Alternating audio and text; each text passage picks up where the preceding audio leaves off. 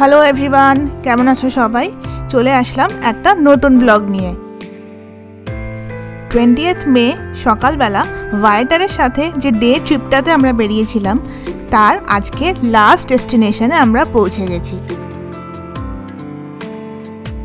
আমরা চলে এসেছি আমেরিকার অ্যারিজোনা স্টেটে পেজ শহরে অবস্থিত দ্য হর্সশু ক্যানিয়নে। দ্য গ্লেন ক্যানিয়নের মধ্যেই অবস্থিত এই হর্সশু ক্যানিয়ন। হর্সশু ক্যানিয়ন কেন? এই দেখো ছবিটা, এই ছবিটা দেখেই বোঝা যাচ্ছে এই শেপটা ক্যানিয়নটার একটা ঘোড়ার খুরের মতো, যাকে আমরা ইংলিশে হর্সশু বলি, তাই জন্য এর নাম হর্সশু ক্যানিয়ন।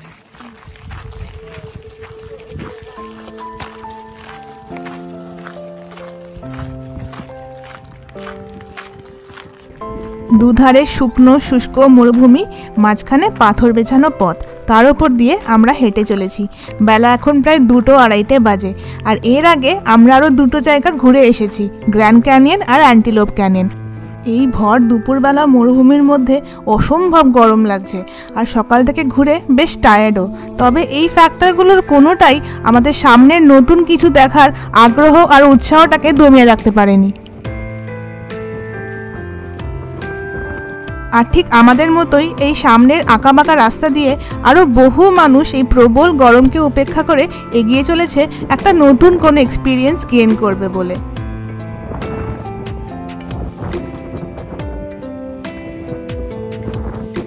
এই গ্লেন ক্যানিয়নের ওপর দিয়ে হাজার হাজার বছর ধরে দ্য কলোরাডো রিভার বয়ে চলেছে। আর এই নদীর এত বছর ধরে বয়ে চলার কারণে যে ইরোশনটা হয়েছে তার থেকেই সৃষ্টি হয়েছে এই হর্সশু ক্যানিয়নের।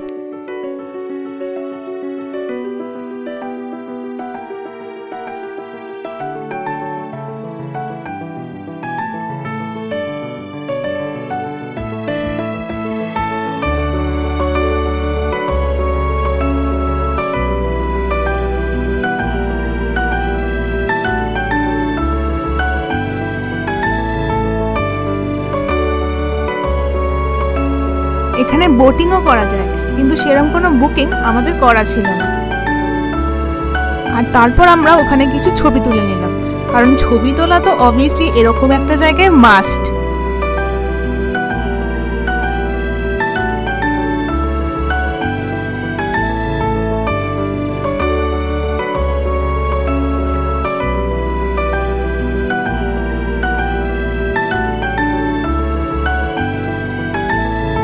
ফেরার রাস্তাটা হচ্ছে এই সোজা, তারপর এই ডান দিকে গিয়ে এই উপর দিয়ে গিয়ে সোজা ওইখানে। এই ট্যুরের আজকে এটা ছিল আমাদের লাস্ট অ্যাট্রাকশন। এবার আমরা আবার বাসের দিকে ফিরছি, বাসে করে ফিরবো এবার লাস ভেগাস। মাঝে ওরা একটা স্টপ দেবে, তারপর একেবারে স্ট্রেট লাস ভেগাস। এইটাকে বলছে গ্র্যান্ড ড্যাম।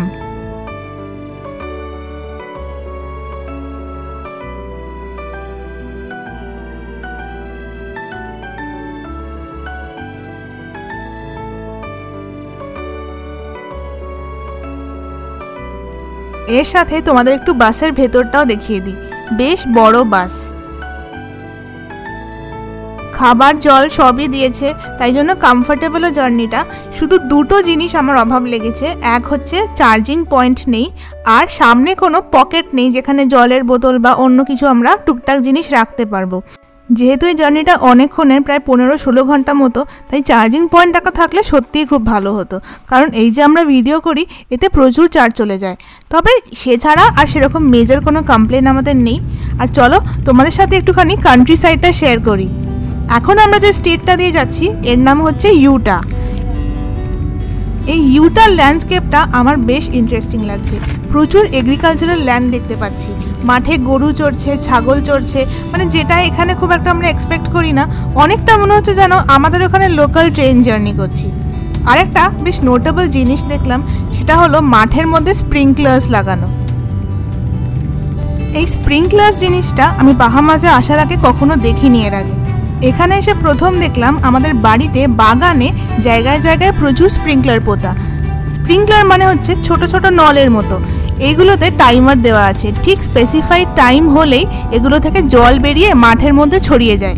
একদম টাইম ওয়াইজ তুমি বাড়িতে থাকো কি না থাকো তোমার গাছ ঠিক জল পেয়ে যাবে, আর ওয়েস্টও হয় না। আজকে আমি একটা খুব অদ্ভুত জিনিস ফিল করলাম। এই যে সকাল থেকে আমরা এতক্ষণ মরুভূমির মধ্যে ছিলাম, আমার না খানিকক্ষণ পর থেকে চোখটা কেরম অস্বস্তি হচ্ছিল। এই যে সমানে বালির ওপরে এত চড়া রোদ পড়েছে, চোখের মধ্যে না ব্যথা ব্যথা করছিল। এই এত সবুজ গাছ দেখার পর চোখটা যেন আরাম পেল। ইউএসের কোনো ট্যুর কোম্পানির সাথে এটা আমার থার্ড ট্রিপ। এর আগে যে দুটো ট্যুর করেছিলাম, দুটোই নিউ ইয়র্কে, সেগুলো একদিনের ট্যুর নয়, 3 দিনের ট্যুর। ওরা ঠিক সময় মতো এত ভালো ভালো জায়গায় দাঁড়ায়, প্রতিটা জায়গায় একটা করে দোকান মতো থাকে যেখানে কিছু খাবারের অপশান থাকে, প্লাস একটা ডিসেন্ট পরিষ্কার ওয়াশরুম থাকে। এই জিনিসটা আমি ইন্ডিয়াতে খুব মিস করি। কখনো আমরা বাস জার্নি করলে এমন অদ্ভুত সমস্ত জায়গায় দাঁড় করায় যেখানকার ওয়াশরুমগুলো ইউজ করার মতো থাকে না। এখানে কিন্তু প্রতিটা মলে এত পরিষ্কার পরিচ্ছন্ন ওয়াশরুম। আর এই সমস্ত ট্যুর কোম্পানিগুলো না এই মল বা বড় বড় দোকানগুলো বা ডিপার্টমেন্টাল স্টোরের সাথে কোনো এক রকমের টাই আপ থাকে, এমনভাবে দাঁড় করায় সেই দোকানগুলোতে খাবার পাওয়া যায়, কফি পাওয়া যায়, plus neat and clean washroom পাওয়া যায়। এই জন্যই এই দেশে ট্রাভেল করাটা অনেকটা ইজি। একটা ড্রাস্টিক চেঞ্জ অফ টেম্পারেচার হলো জানো। এতক্ষণ এত গরমের মধ্যে ঘুরেছি, এখানটাতে নামলাম, ঝিরঝির করে বৃষ্টি পড়ছে, আর কি ঠান্ডা গো।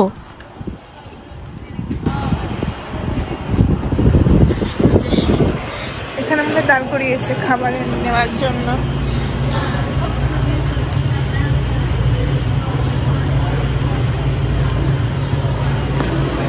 একটা বড় শপ, কি সুন্দর দেখো। এখানে ফুল বিক্রি করছে মুখে।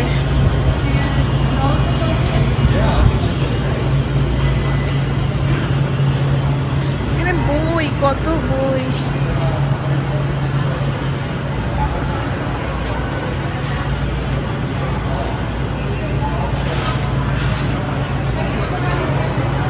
ঘর সাজাবার জিনিস রয়েছে এখানে। এখানে প্লান্টস,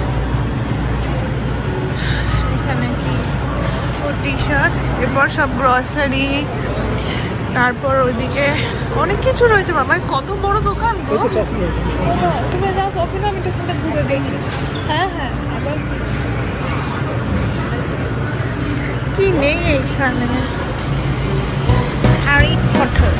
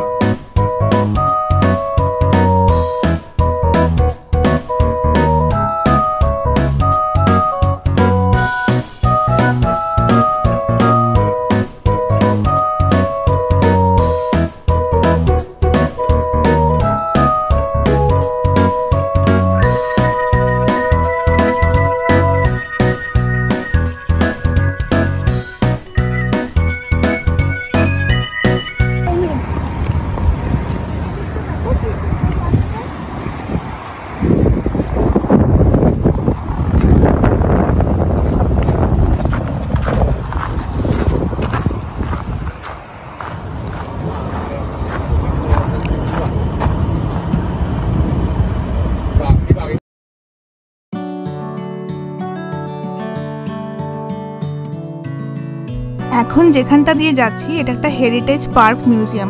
খুব সুন্দর জায়গাটা। বাসের ভেতর থেকে বসে দেখতেও এত সুন্দর লাগছে, বাইরে সুন্দর হাওয়া দিচ্ছে। লাস ভেগাসেও খুব গরম, কিন্তু লস অ্যাঞ্জেলেসে বেশ ঠান্ডা, 12-13 থাকে মোটামুটি রাতের দিকে, আর দিনের বেলাও 16-17 ম্যাক্সিমাম। লাস ভেগাসে কিন্তু ভীষণ গরম। লাস ভেগাস যে স্টেটটায় তার নাম হচ্ছে নেভাডা। নেভাডা জানো তো ট্যাক্স ফ্রি। কেন বলো তো? কারণ ওদের বেশিরভাগ ইনকামটাই গ্যাম্বলিং থেকে আসে। যেহেতু গ্যাম্বলিং থেকে ইনকাম, তাই জন্য ওই ইনকামের ওপর কোনো ট্যাক্স নেই। আমেরিকার এই ওয়েস্ট কোস্টে জিওগ্রাফিক্যাল ফিচার্সে বেশ ডাইভার্সিটি আছে। আমরা যেরকম লস অ্যাঞ্জেলেসে গেলাম, ওখানে সমুদ্রও ছিল, আবার পাহাড়ও আছে। পাহাড়টা আমরা লাস ভেগাস থেকে ফিরে তারপর দেখতে যাব।